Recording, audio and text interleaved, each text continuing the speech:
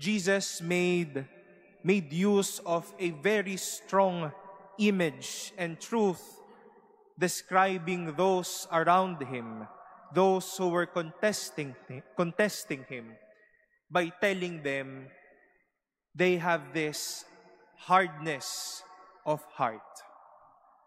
Katigasan ng ulo, katigasan ng puso. If we will really try to imagine how does a hard heart look like, well, it could be lifeless. It could be stiff. It stops from beating well.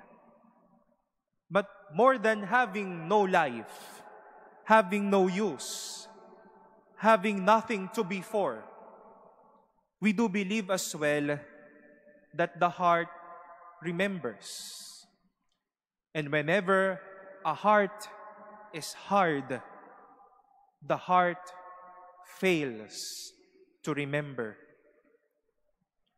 If there will be a requirement unto how will the tribes of Israel and Shechem remember the goodness and the deeds of the Lord unto them, it is for them to neglect the hardness of their hearts.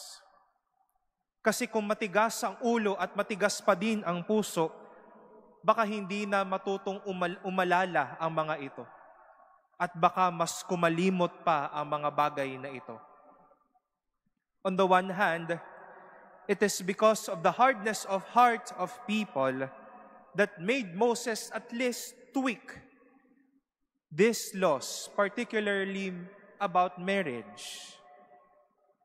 Dahil kung ang puso lang din ay marunong umalala, tiyak na hindi makakalimot ang puso at patuloy na mabubuhay sa kung paano at ano nga ba ang dapat sa tunay na buhay at ano nga din ba ang dapat sa pag-ibig.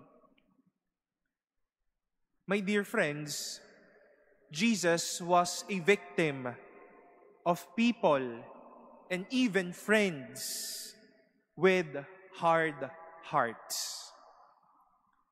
Alalahanin lang po natin yung nangyari sa Kanya sa Kalbaryo at sa krus. Kung papaanong nakalimot ang mga tao sa ginawa ng Diyos sa kanilang buhay. Kung paanong nakalimot na ang mga taong ito.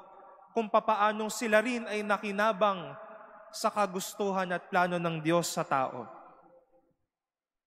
Kung tuturuan lamang ang puso na umalala at kumilala, then we can pave out the hardness of our heart like that.